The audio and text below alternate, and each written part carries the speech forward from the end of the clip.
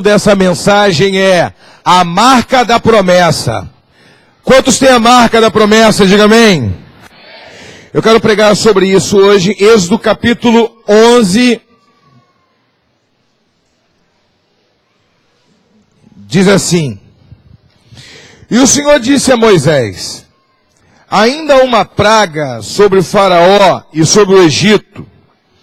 Depois vos deixará ir daqui. Quando vos deixar ir totalmente, com toda pressa, vos expulsará daqui. Fala agora aos ouvidos do povo, que cada homem peça ao seu vizinho e cada mulher à sua vizinha joias de prata, joias de ouro. E o Senhor deu ao povo graça aos olhos dos egípcios. Também o homem Moisés, muito grande na terra do Egito, aos olhos dos servos de Faraó e os olhos do povo. Disse mais Moisés: assim o Senhor tem dito: à meia-noite eu sairei pelo meio do Egito, e todo primogênito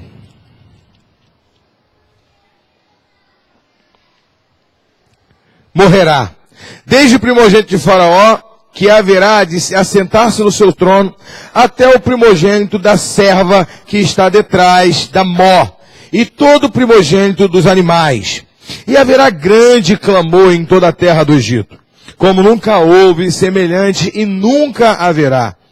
Mas entre todos os filhos de Israel, nem mesmo um cão moverá a sua língua, desde os homens até os animais, para que saibais que o Senhor fez diferença entre os egípcios e os israelitas. Pula para o capítulo 12. E falou o Senhor a Moisés e Arão na terra do Egito, dizendo: este mês vos será o princípio dos meses, este vos será o primeiro dos meses do ano. Falai agora a toda a congregação de Israel, dizendo: aos 10 deste mês, tome cada um para si um cordeiro, segundo as casas dos pais, um cordeiro para cada família. Mas se a família for pequena para um cordeiro, então tome um só com o seu vizinho, perto de sua casa, conforme o número das almas. Cada um conforme o seu comer. Fareis conta conforme ao cordeiro.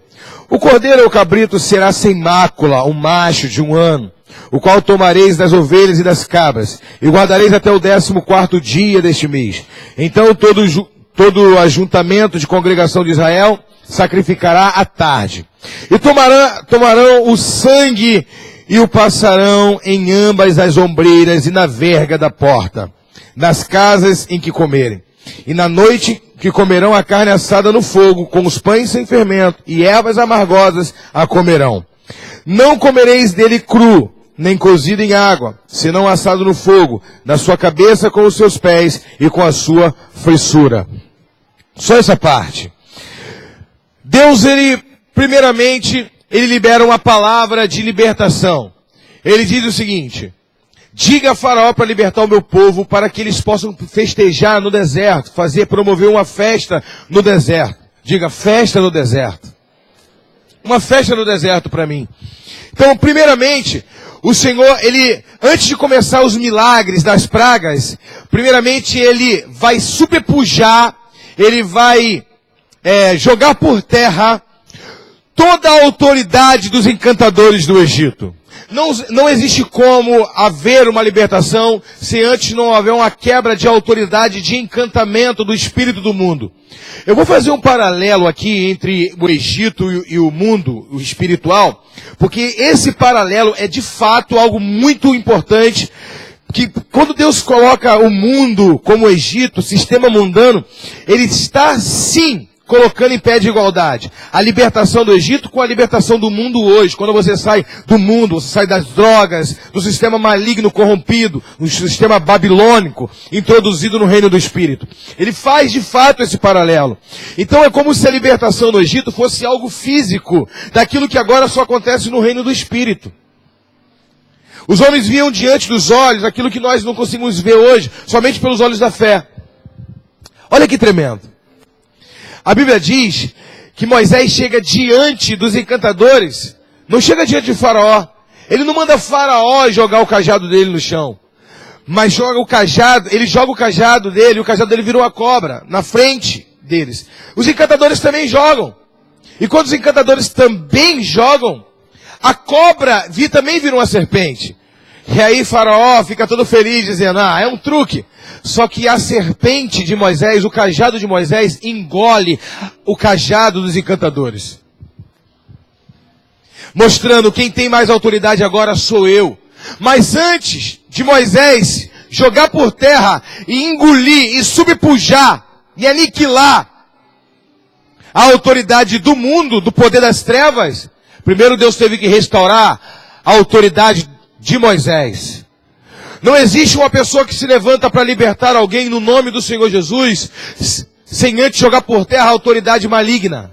Porque a Bíblia descreve que os espíritos malignos são autoridades. Apóstolo Paulo disse que existem principados e autoridades espirituais. A palavra potestade significa autoridade. Existe sim autoridades espirituais malignas. Principados são príncipes. A palavra príncipe significa aquele que governa. Aquele que governa uma geografia. Ninguém joga um príncipe, um principado por terra, se não se comportar como um príncipe. Ninguém consegue vencer uma autoridade, uma potestade, se ele não for uma autoridade também, não tiver outorgado por uma autoridade. Então a Bíblia diz que quando Deus encontra Moisés ali, no Monte Sinai, naquelas cadeias de montanha, Moisés, ele olha aquela sarça ardente, e Deus diz para ele, joga Moisés, o cajado no chão. Porque Moisés estava duvidando do seu chamado, ele disse que não era capaz, porque vocês conhecem a história. Então Moisés diz, Deus disse para Moisés joga o cajado no chão, e o cajado vira uma serpente. Moisés, ele fica assustado, ele tenta fugir da serpente. Irmãos, quando Deus manda nós colocarmos o nosso cajado diante dele, a nossa tendência é fugir do nosso chamado. E ele começa a querer fugir da serpente, e Deus diz para ele, pega a serpente pela cauda, porque se tu pegar ela pela cabeça, a força do ministério vai ser sua. Porque quando você quer pegar uma cobra, você não pega ela pela cauda, você pega ela pela cabeça. Se tu pegar pela cauda, ela gira, ela pode te picar. Quando você pega pela cauda, você confia em Deus. E quando ele pega pela cauda, ela é restaurada. Depois Deus diz para Moisés, Moisés, coloca a mão no coração. E ele coloca a mão dentro da blusa, no coração. E a mão dele está leprosa. Deus diz, Moisés, coloca a mão de novo. E quando ele coloca a mão de novo, a mão dele sai curada. Deus cura a alma de Moisés. Irmãos, o que Deus está querendo dizer é o seguinte, como é que eu vou levantar um homem para liderar um povo cheio de ferida e cheio de amarras? Ele vai amarrar mais ainda o povo. Eu não quero alguém que escravize mais ainda o povo, eu quero alguém que seja um libertador. Eu quero um líder, um pastor, que pegue essa pessoa do reino das trevas, seja uma ferramenta minha e seja uma ferramenta de libertação e não de aprisionamento, não de julgo. E a Bíblia diz que ele vai até as autoridades das trevas e engole a autoridade. E aí começa o processo de libertação. Deus começa a liberar em cada semana um poder para confrontar um espírito, uma crença maligna egípcia. Quando ele manda a praga das rãs, estava confrontando uma entidade maligna que os egípcios adoravam. Já viu aquelas esculturas de um homem que tem o corpo fininho, uma cabeça de rã? Aparece muito em hieroglífico, em escritas cuneiformes, aquelas que aparecem em filme, em tudo. É um deus que eles confiavam. Então ele disse, eu também governo sobre o rei. O piolho era uma praga também, era uma adoração. Então os gafanhotos, cada uma dessas. Mas sabe o que eu acho mais interessante? Que quando Moisés joga por terra na autoridade no braço do Senhor, engole a autoridade satânica, ele ganha legalidade para a libertação, o processo de libertação começa pelo sangue. Olha para o teu irmão e diga, começa pelo sangue. Toda libertação começa pelo sangue. Irmãos, entenda o seguinte, Deus não queria punir o egípcio. Deus não queria simplesmente punir os egípcios. Deus não quis simplesmente maltratar ninguém. Deus não tem prazer em maltratar ninguém. Deus é amor, irmão. Esse discurso triunfalista que Deus pode matar todo mundo só para me favorecer, porque Ele me ama mais do que todo mundo. Deus, quando tem que executar uma palavra de morte na direção de alguém que ainda não se arrependeu, Ele faz isso com pesar no coração. Porque o desejo do coração dele fosse que houvesse outro caminho que não fosse a morte. Igual Ele fez com os ninivitas e houve arrependimento. Deus não tem prazer na morte de ninguém. Aliás, o único que Deus tem prazer na morte é do justo. Ele diz que Deus se agrada na morte do justo, porque o justo vai para o céu. Deus não tem prazer na morte de uma pessoa que está indo para o inferno, que sabe que é uma alma que está condenada. Deus quer regenerar a todo custo. E aí, o primeiro milagre, ele toca nas águas e todas as águas do Egito se transformam em sangue. Imagina, você está cheio de sede e tu quer beber água. O Egito é calor, é desértico. E aí você não tem água, você é obrigado a fazer o quê? Meter a boca naquele sangue e beber. Porque não tinha, todas as águas, são todas as águas do Nilo, as águas que estavam nas cisternas, as águas que estavam na bica, se tinha bica, todas as águas. Então a pessoa desesperada, ela vai meter a boca ali e ela vai querer matar a sede. Então Deus está querendo dizer o seguinte, olha, eu coloquei o meu sangue à disposição para todos, de maneira pré-figurada. Eu não ofereci o meu sangue somente para os judeus, ofereci para os egípcios também, porque eu quero estender o meu sangue para o mundo inteiro.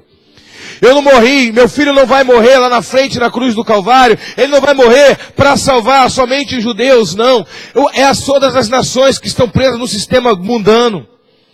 Só, irmãos, que o sangue está disponível para todos. Hoje, o sistema egípcio de mundo, ainda o sangue de Jesus está disponível para quem quiser beber do sangue dele. A ceia, a santa ceia, o sangue dele. Mas sabe o que ele diz? Ele diz, está disponível, desde a época do Egito o meu sangue está disponível. Porém, nem todo aquele que o meu sangue está disponível vai ser salvo. Somente aquele que tem a marca do sangue. Ter o sangue é diferença de ter a marca do sangue. A marca da promessa. Porque a marca, só tem a marca da promessa quem é obediente. Porque a primeira praga começou com sangue. A última praga terminou com sangue. Ele disse agora, eu liberei o sangue da libertação, já quebrei a autoridade maligna. Agora, no 10º dia, você consagrará a Páscoa ao Senhor, Moisés. Diga para o povo matar um cordeiro. Diga para eles matarem o cordeiro, cozer o cordeiro. E que eles comam o cordeiro todo. Que não sobre nada do cordeiro. Primeira lição.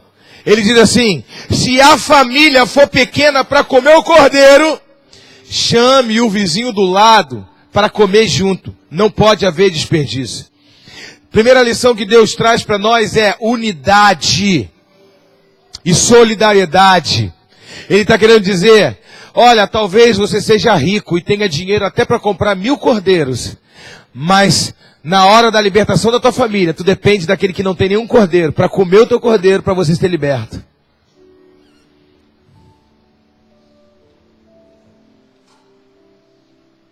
Segundo, imagina aquele que tem o cordeiro olhar para o outro e falar, por favor, vizinho, você me chamando para comer na tua casa. Tu nunca chamou, mas agora eu preciso que tu coma na minha casa.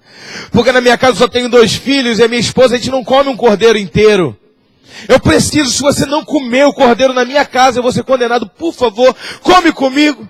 Imagina tu ter que precisar do teu vizinho para salvar a tua casa. O vizinho que você nunca falou com ele. Que você sai na rua para ir para a igreja, tu nem cumprimenta. E agora tu precisa dele. Primeira libertação é a quebra do orgulho.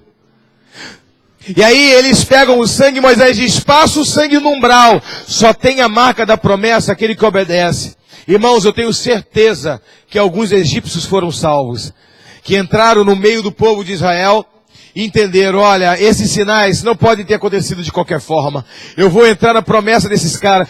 Olha, dizem que vai morrer todo mundo que não estiver aqui na casa dos hebreus. Eu posso passar a noite aqui na tua casa? Porque eu creio no Deus que vocês servem. E teve muito judeu que morreu ficando na casa de egípcios. Porque não obedeceram. Como até hoje, pessoas que conhecem a palavra. Hoje o Senhor, irmão, não quer mais passar sangue de animal no umbral da porta. Mas Ele quer passar o sangue do Filho dele no nosso coração. Quantos querem dar uma salva de palmas para o Senhor Jesus?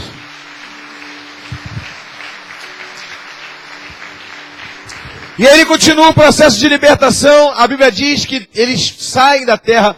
E quando eles chegam diante do Mar Vermelho, a Bíblia diz, apóstolo Paulo diz em 1 Coríntios capítulo 10. Ele diz assim, porque todos foram batizados nas águas do Mar Vermelho. Quando o homem sai do mundo, o primeiro processo que ele tem no Novo Testamento é o quê? Se batizar, não é isso? Batismo de arrependimento. Como é que batiza 2 milhões de pessoas? Então Deus cria um batismo coletivo e diz, eu vou abrir uma... e vocês vão ser batizados em um só batismo, em um só amor, em um só Deus. E eles foram batizados na mesma água do Mar Vermelho. Quando eles chegaram no outro lado, que foram libertos do mundo, beberam do sangue, foram libertos do mundo. Agora passaram pelo batismo, pastora Ana, e agora eles chegam em Mara, lugar de amargura.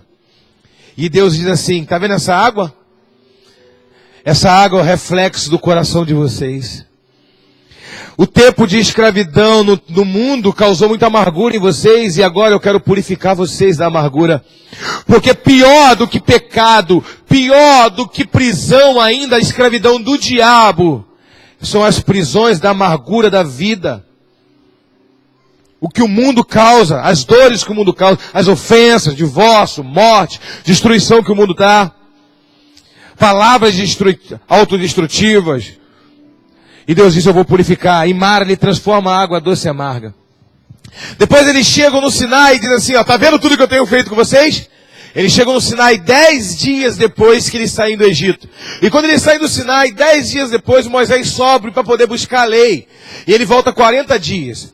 40 dias mais 10 que ele saiu, 50 dias. 50 dias são 49 dias mais a entrega da lei. 49, 7 vezes 7, 49. Uma semana tem 7 dias. E aí é instaurada as festas das semanas. Shavuot. Shavuot em hebraico significa semanas. Shavuot Sheva é 7. Shavuot é plural, feminino, porque semana é uma palavra feminina. Então, vocês lembram que Jesus frequentou a festa das semanas? Na Bíblia? Era as festas de Shavuot, era a festa de Pentecoste.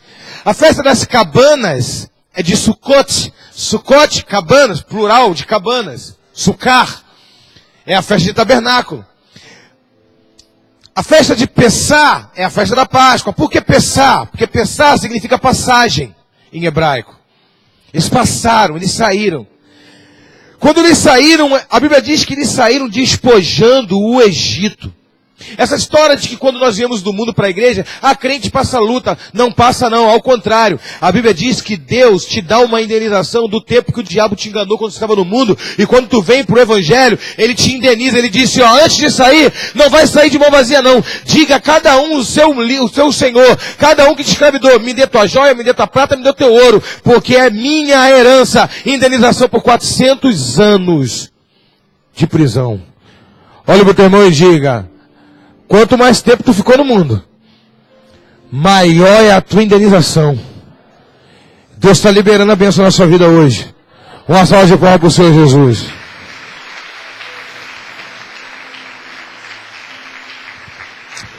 Quando ele chega no Monte Sinai, que entra o Pentecoste, que é a festa de Pentecoste. A palavra penta é 5 em grego. A festa da entrega do Pentateuco, da lei, da Torá, dos 5 livros da Bíblia. E aí Moisés desce o Monte Sinai com as leis escritas em tábuas de pedra. Mas o povo está adorando bezerro de ouro. Porque por falta de orientação e na ausência do líder, o povo se corrompe. Não pense você, líder de 12, pastor, que você vai viajar, vai ficar um mês fora, quando tu voltar o teu povo vai estar melhor, a igreja vai estar melhor, não. Se você não estiver perto, irmão, para ensinar, o povo se corrompe. E aí Moisés quebra tábuas da lei, e eu me pergunto, quem quebrou a lei? Foi Moisés. Ou foi o povo? Ele literalmente quebrou. E teve que subir de novo para buscar outro. Mas a verdade é que ele viu que não funcionava. Só funcionaria a lei, só funcionaria dentro do coração do homem. Antigo Testamento, a lei vem na pedra. E no Novo Testamento, Jeremias 31 diz assim.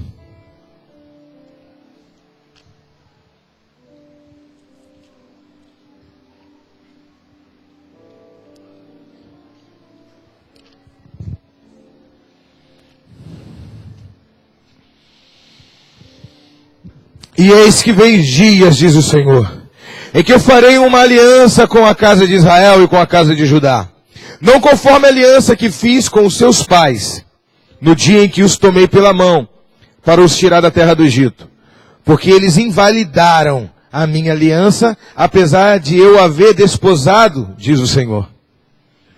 Mas essa é a aliança que eu farei com a casa de Israel, depois daqueles dias, diz o Senhor. Porei a minha lei no seu interior, e as escreverei no seu coração, e eu serei o seu Deus, e eles serão o meu povo. E ninguém ensinará mais a cada um ao seu próximo, e nem cada um ao seu irmão, dizendo, conhecei ao Senhor, porque todos me conhecerão, desde o menor até o maior, diz o Senhor, porque lhes perdoarei a sua maldade, e nunca mais me lembrarei dos seus pecados.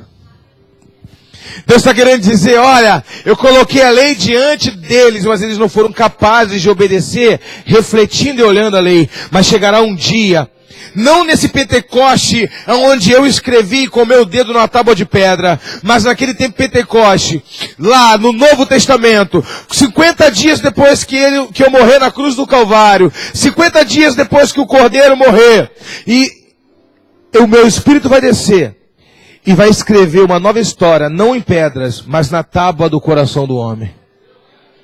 E com a lei dentro do coração do homem, eu vou impulsionar ele a obedecer toda a minha palavra. E não dirá um ao outro, obedeça ao Senhor, porque todos me conhecerão. Porque de dentro eu falarei aos meus filhos. Eu guiarei eles por dentro. E aí Deus continua dizendo, processo.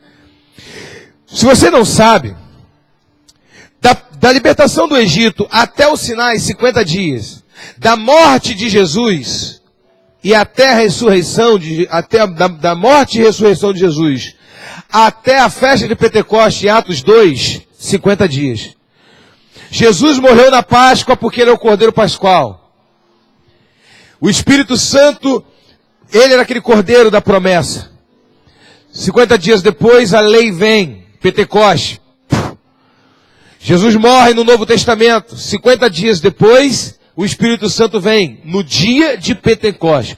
A Bíblia diz, e cumprindo-se os dias de Pentecoste, estavam todos reunidos no mesmo lugar. Só que dessa vez, ninguém tinha uma placa de pedra para dizer, escreve aqui, Senhor. Vem direto no coração. E agora todos me conhecerão, porque agora eu vou habitar dentro de cada um dos meus filhos. Quem pode dar uma salva de palmas para o Senhor? O Espírito Santo mora dentro de você. O Espírito Santo habita em você. Depois que eles tiveram a palavra em pedras, eles continuaram andando e o progresso, mais uma vez. Agora, Jesus no Novo Testamento, ele olha para os discípulos. Eles estavam lá em Betesda. Por isso que é bom você ir para Israel. Quando você vai para Israel, Deus te ilumina muito a tua mente. Tem a igreja de Santana, tem lá o ambiente lá de Betesda, as piscinas, 5 piscinas.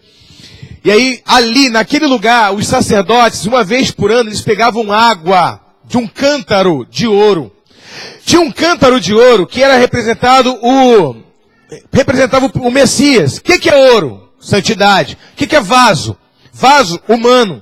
Um vaso revestido de ouro é o Messias, que é homem, mas é incorruptível. E eles tinham essa tradição de pegar esse vaso de ouro, molhar numa planta chamada isopo, que era uma planta de alto nível de absorção, e jogava água nas pessoas. O sumo sacerdote fazia isso, e as pessoas se aglutinavam, e as pessoas queriam uma gota daquela água, e elas ficavam correndo de um lado e para o outro, querendo uma gota daquela água. E aí Jesus assistindo de longe. O cântaro de ouro era Jesus. Ele é o Messias. Aquele ato profético que os sacerdotes faziam era para representar o dia que o Messias iria saciar a sede do povo, a sede espiritual. E agora o Messias estava ali, irmãos. E o povo não reconheceu ele em pé, assistindo toda aquela tradição, aquele tradicionalismo.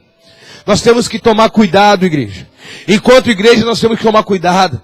Nós praticamos cultos religiosos de adoração a Deus. E quando Deus aparece, nós deixamos de oferecer e continuamos com o culto religioso. Eles ficaram fazendo aquela tradicionalismo, aquela tradição,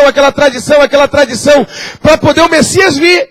Mas eles ficaram tão pegos à tradição. Vem Messias, a água do Messias, a água do Messias, a água do cântaro de ouro, a água do cântaro de ouro. E o Messias está ali agora assim, ó. E aí ele diz assim, ele quebra o silêncio e diz: quem quer água? Venha a mim e beba. Porque eu darei água viva, água eterna. Chamaram ele de herege, rejeitaram ele. Quantas vezes nós rejeitamos Jesus por causa das nossas tradições? Dizemos que amamos eles, amamos a palavra, mas nossos ranços religiosos nos impossibilitam de ouvir a voz de um Deus que é vivo e faz nova todas as coisas. E ficamos nas amarras das liturgias religiosas, nas amarras de um Deus do diabo, dos Deus das trevas. E aí, Moisés representa, naquela época, os fariseus, nesse ato. Não em toda a sua vida, porque foi um excelente líder. Mas quando Deus disse: Moisés, o povo está reclamando que não tem água. Dá água de beber para ele. Fala para a rocha, e a rocha dará água. E Moisés, muito irado com o povo, Moisés bate na pedra de Maribá. E sai a água. E aí Deus disse: Moisés, tu não vai entrar na terra prometida. Porque tu bateu em Jesus Cristo, a prefiguração, a rocha. Lá em Hebreus diz isso. O autor de Hebreus diz: Moisés bateu na rocha, que é Cristo. Ninguém extrai água de Cristo batendo nele, mas pedindo. Ele disse: me pede, e eu lhe darei água, e com abundância.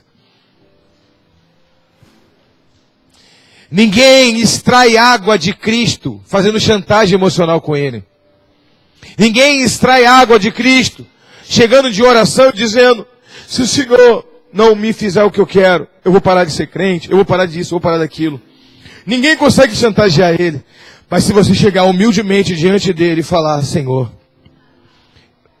eu estava no Egito e eu tenho a marca da promessa, me dá de beber. E aí na vigília a gente poderia ter cantado aquela música, né? Ele quer te dar água para beber, Ele quer te dar água para beber, Ele quer te dar água para beber, Ele quer te dar água para você beber. Essa redundância que eu não entendo, né? Porque é para você beber no final. Pronto, quem não veio ontem, perdeu. Não cantamos essa música ontem, não. O cântaro de ouro, Jesus, Ele quer dar água para você beber. E saciar essa sede. Porque se Ele te deu a promessa, Ele vai prover todo e tudo, em qualquer circunstância, para te levar até a terra da promessa. Aquele que tem a marca da promessa será provido e ser conduzido até o lugar da promessa. Não existe força do braço. Não existe você chegar no meio do caminho e dizer: agora é do meu jeito, até aqui do meu jeito. Não. Você fez o que eu mandei. Matou o cordeiro, comeu o cordeiro, passou o sangue no umbral. Deixa o restante comigo. Só se deixa ser conduzido pela nuvem de glória e seja batizado na água da comunhão, porque eu vou te conduzir pela minha vontade. Não anda pela força do teu braço. Ouça. Aprenda a ouvir a voz dele. Aprenda a ouvir a voz dele. E ele quer falar contigo nessa noite. Ele quer falar contigo dizendo: para de correr de um lado para o outro desesperado. Para de ficar sendo enganado por tudo e por todos. Para de deixar o diabo atribular a tua alma. Ouça a minha voz, porque aquele que matou, aquele que deu a si mesmo, aquele que aspergiu o sangue, aquele que mandou a praga, aquele que abriu o mar vermelho, aquele que transformou água amarga em água doce, aquele que deu água para beber, aquele que começou a boa obra é fiel para completar até o dia de nosso Senhor. Se Deus disse que te prometeu, Ele te prometeu, eu vou cumprir. Para que se desesperar? A obra da regeneração é de Deus. A salvação é dom de Deus, não vem de homem. Somente obedeça e siga a nuvem. Obedeça e siga a nuvem. A nuvem levantou, anda, vai atrás dela. A coluna de fogo levantou, vai atrás dela. Para de se preocupar. Siga os sinais que Deus tem te dado. E os sinais que Deus tem te dado é a palavra. O ensinamento. Aquieta teu coração, aquieta tua mente. O diabo tem deixado a tua mente desorganizada, desorientada, e você tem agitado a vida das pessoas ao seu redor, tem tirado a paz de todo mundo. Aquieta teu coração, porque aquele que deu a promessa, aquele que passou o sangue no teu coração, ele disse: eu vou te garantir. Uma salva de palmas para ele. Se coloque